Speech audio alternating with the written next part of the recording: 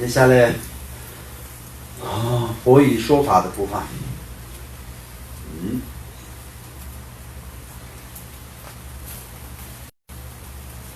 虽然佛已出世，但若知佛不说法而住于平等病中，则尽管佛在世，也不会有佛教正法的光明。以佛为处世无有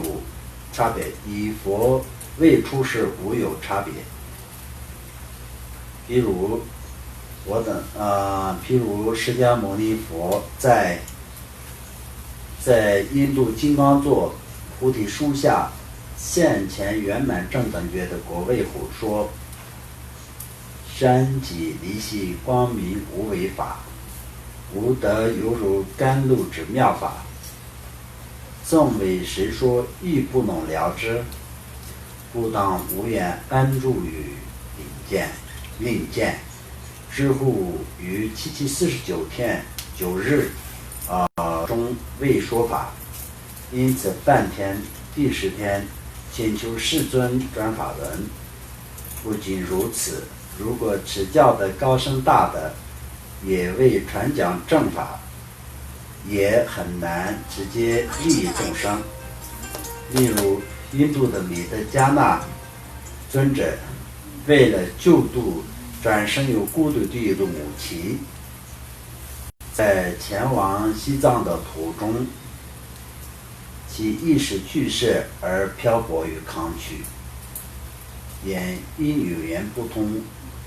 只好以牧羊为生，最终未能以正法广利众生而圆寂。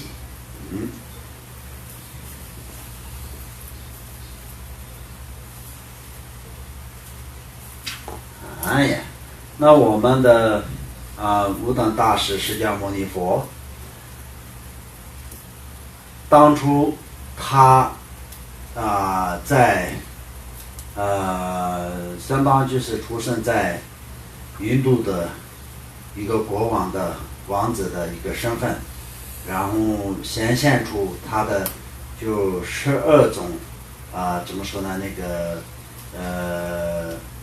修持他12种的这个怎么说呢？这个叫什么？佛的12种怎么翻译？那个12种，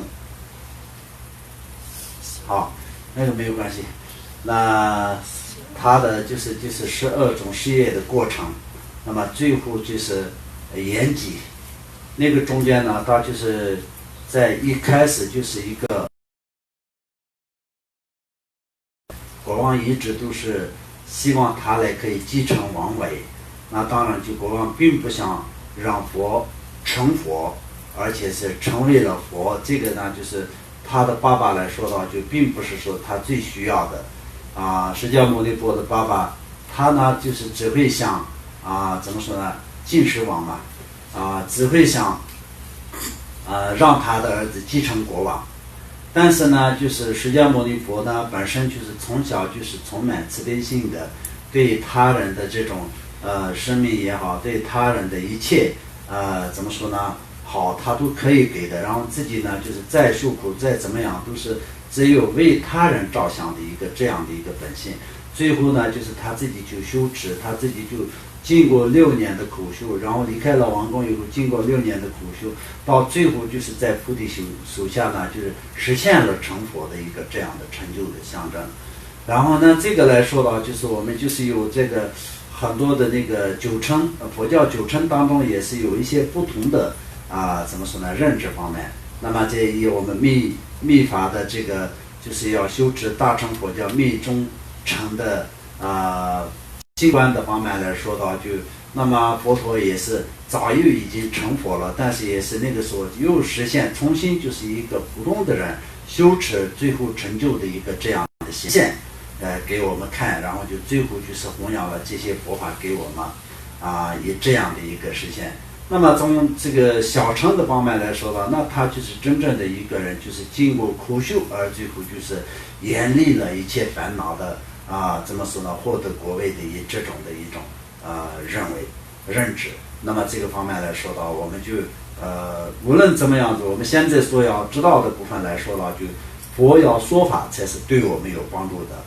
佛陀当初就是已经是这么努力的修持，前面呢就是他要去修持佛法的方面是遇到了很多很多的障碍，遇到了非常非常多的障碍，但是就度过了这些所有一切的障碍，到最后呢就是已经是获得了佛法。那么我们今天所讲的就是刚是那一生当中的障碍也是非常多，但是他的过去的世世当中呢，就是过去从第一次从地狱当中发愿到成佛的之间来说，也是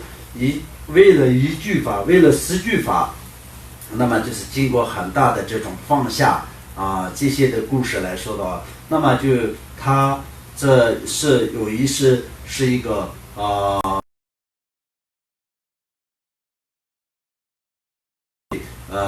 一种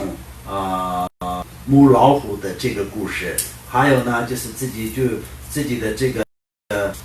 怎么说呢，大腿的肉全部剥下来，然后皮剥下来，肉也切开，然后就是里面还有骨头打碎，然后从骨头里面的骨髓拿来给人家布施的，这些的很多的故事。还有呢，他成为一个国王的时候，又为了要救所有的他的这个怎么说呢，那个人民，所以自己又放弃自己然后自己的生命的这些很多的故事呢，今天我们就是为了实践，那么就是不用特别多的解释，因为这些很多的佛经里面的故事，也许你们也是有很多人来说的，也是有听过，有些人来说的就是也是会知道的，所以我们就不需要做特别多的解释。但是总的来说的话，就佛陀整个的修持的过程当中，经过了非常非常多的努力，到最后在印度的菩提伽亚在菩提树下成佛了。但是成佛了以后，他就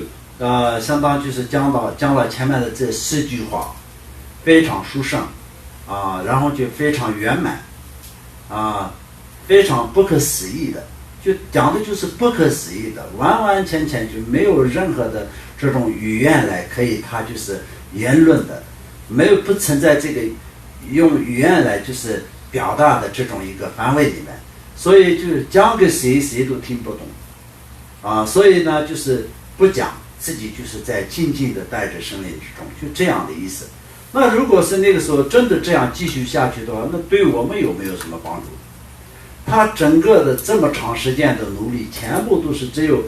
自己就是成佛了，但是对我们有没有什么帮助？当然没有所以就是佛出世间也是很重要，但是佛出世间以后要说法还是更重要的。没有说法，那么没有办法利益那么多的众生。那这个时候呢，就是有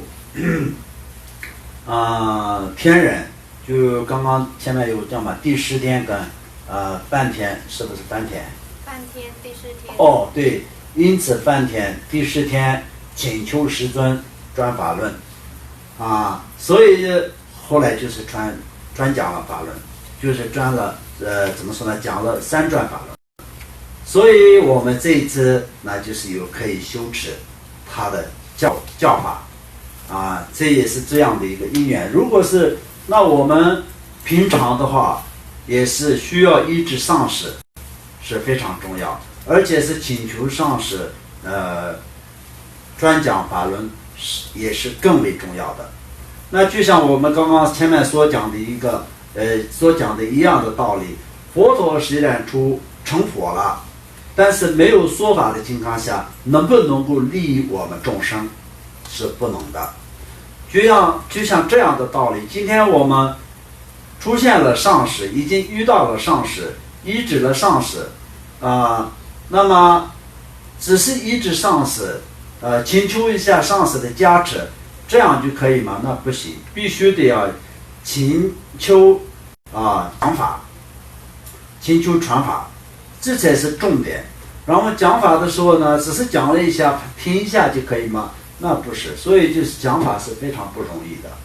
任何一个上师传法是很不容易的，因为要具备很多的条件跟因缘。就像佛陀第1转法轮的时候，也是在已经是那么长的时间努力成就成佛，到最后就是第1转法轮也是只有5位的弟子，是非常殊胜有缘分的5位弟子，那么就是给他们传法来。然后就是整个的佛陀的整个的这个在印度的在世的过程当中，就是3转法轮，就是圆满了一切法。就像这样的道理，现在也是一样。这个世界上有很多的上师，那么有很多的上师经常都是去很多地方，都是好像在跑来跑去的地方，也接触很多很多的弟子，很多很多的人。那么在弟子跟上师们都是平常都是好像都是在热热闹闹的这种，但是也是真正的坐下来专讲佛法的机会是有多少，就是很难的，很少的。所以这个方面来说的，我们所有的人都必须得要知道，以后就是一定要争取这些怎么说呢，那个能够可以传法的机会，创造然后这个因缘，这是对每一个人都是有责任的，而且是一定要做的。因为什么呢？因为自己是一个修行人，修行是为了什么？当然是为了自己要获得佛法。那么很多人说只想自己要获得佛法，这样修持的话，是不是不太这个佛法也不是说就是稍微顺其自然一点，是不是比较好一点？不要去特别的去贪心，会这样想的人也有，但这个就是不叫贪心佛菩萨都一样，菩萨也是一样，佛也是一样，所有的修行者高僧大德也是一样，所有的修行者高僧大德他们都是一样的，同样的一切都可以放得下，但是一种是不能放下，是什么？求佛成佛，要得到成佛，这个是不能放下。为什么？得到成佛才是可以利益一切众生，这不光是为了自己，也为了要一切众生，利益一切众生的。当初释迦牟尼佛也并不是他自己过得不舒适，或者是条件差或者是失去了什么东西，所以去出家修行，并不是这样的。但是看到众生的痛苦，看到众生的生老病死的这些痛苦的时候，他就想找一个能够可以从根本上解决生老病死的一个方法，所以为了他人而发愿而发心去修持佛法的。所以我们作为一个大乘佛教的修行者来说的话，也是一样的有这样的心量跟这样的发心，这样的想法。所以今天我们实践的生活跟实践的一切可以刚刚好，就可以满足，而且应该要满足。但是佛法跟做功德的部分不能满足。你曾经做过功德，也是今天一定要做。今天做完功德以后，也是祈愿以后可以做更多功德，以这样的发愿，这才是一个佛教徒的一个真正的一个做法。不然我曾经做过，所以现在应该不要做，或者是这次做过的时候今天我就发心做一下，以后就算了，这种那就不行，不对的。所以一定要越来越精进才是可以的。那么我们在修持这个怎么说呢？大乘佛教的时候，我们刚好就是安排在6种般若蜜，6种般若蜜。为什么？就刚刚就是这6种当中就会圆满了，因为这个都是我们平常都是要学习的部分。相当就是6种当中，就是持戒、布施、忍辱，然后精进、禅定、智慧，就这6种是必须的要经常都是要去学习的6度般若蜜。只是会讲6度般若蜜是没有用的，一个一个的所谓的持戒是什么样的，所谓的布施是什么样的，所谓的精进是什么样的，所谓的禅定是什么样的，所谓的忍辱是什么样的。那么这些忍辱呢，就只要哪一天有就可以，或者哪一天没有也可以，没有这种区别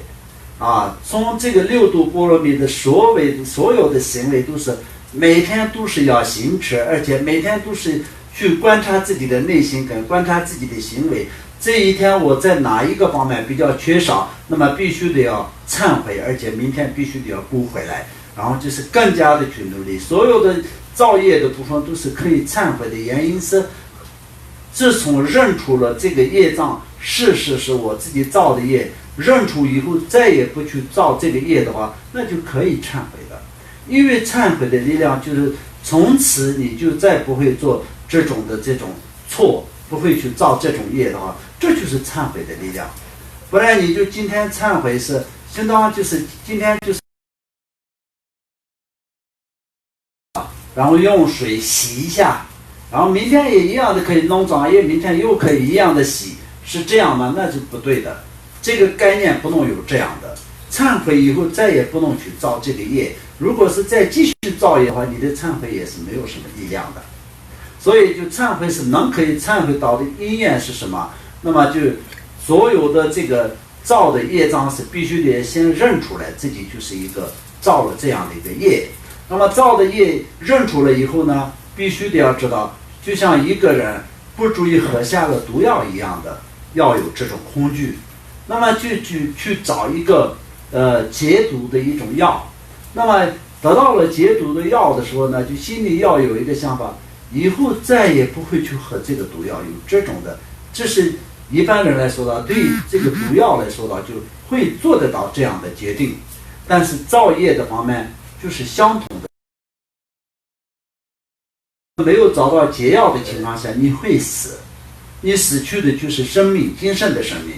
但是你造了业，没有去如实的去忏悔的情况下，你断除能够可以在解脱的这个因缘，所以你死去的就是解脱啊，然后就是造成了就是会怎么说呢，多入这个轮回中的一个这样的因缘，又重新给了一个这样的因缘。所以呢，我们就忏悔的道理就是这样，这个必须得要知道。然后前面呢，就是我们所讲的，就像比如说你见到一个上司没有亲法，上司没有传法，弟子没有亲法的情况下，那方面也是有讲曾经就是哪一位上司这边讲的，印度的美德加纳美德加纳尊者。那美德加纳尊者是非常殊胜的一个，具有真正的这个成就的，而且是有修为的，是一个大成就者，而且也是一个非常殊胜的一个学者。但是他也是去过藏区，因为藏族的人那个时候有没有信仰佛法也是有，需不需要这样的一个导师，殊胜的导师也非常需要。但是呢，他去藏地的途中呢，就是他的翻译就去世了，翻译没有了，语言沟通不了，所以就没有办法讲法，没有办法利益众生。然后到最后呢，他也是做过，就是帮人家放羊放牛，然后为生活然后最后在那个康区的不知道什么地方，他就圆寂了所以这些来说的话，那就这么殊胜的一个上师，恰恰是那个时候在西藏的众生来说的话，就正需要佛法的时候，又在前面出现了那么殊胜的一个上师，但是也是然后就西藏人让他放羊放牛，他去放羊放牛，他只是起一个这样的作用，利益佛法上面没有起任何作用。所以以后如果是我们大家也一定要知道，你看到一个上师，你把他当做一个他会帮你修法的一个上师，他会帮你修个法你把他当做是一个他会帮你加持的一个上师，那他会帮你加持一下，就这样而已。那你把他当做一个朋友，他就是一个你的朋友那你把他当做一个敌人，他就是你的敌人；当做你的仇人，就是你的仇人。所以当做你的传法的上师，你就跟他亲法，他就是你的传法的上师。你把他当做什么，他会起什么作用？你帮他就是出去跟你一起出去，就叫他帮你背一下包他也许可能会帮你背一下包，但是其实只是起一个帮你背包的一个这样的功能所以就这些方面来说呢，看自己去怎么去认对，然后自己怎么去怎么说呢？那个面对，这是一个非常重要的。所以就美德加纳尊者到了西藏的时候，就是西藏人让他放牛，那就是起一个放牛的作用其他的任何一个作用都没有。到最后圆寂了。后来呢？后来阿底夏尊者来到西藏，听说此时，感慨万分。呜呼！你们西藏人付的实在太浅薄。在我们印度东西两方的班智达中，无有一人能超过美德加那尊者的，边说边合掌流利。而如今释迦牟尼佛以此三转法轮为适应说话众生根基，而实现不可思议的身相，以九乘次第法成熟解脱说化众生。后来阿底峡尊者也是为什么一般说一般合掌一般流利。那么流利他并不是说他知道了他的一个老朋友死在西藏，他就心里就难过吗？那不可能是这样的。合掌是什么？他知道他的功德，而且呢流利的原因呢，就是西藏人那么没有福报，就想到因为他的功德能够可以他有传法的情况下，那么他的翻译这个途中没有往生，然后能够可以传讲佛法的情况下，那是谁的福报？就是西藏人的福报。但是没有圆满这样的福报，所以就是耽误了很多时间，耽误了很多能够可以真正的信仰佛法的人的这个信仰的机会。所以他想到这样的时候，就为众生流离。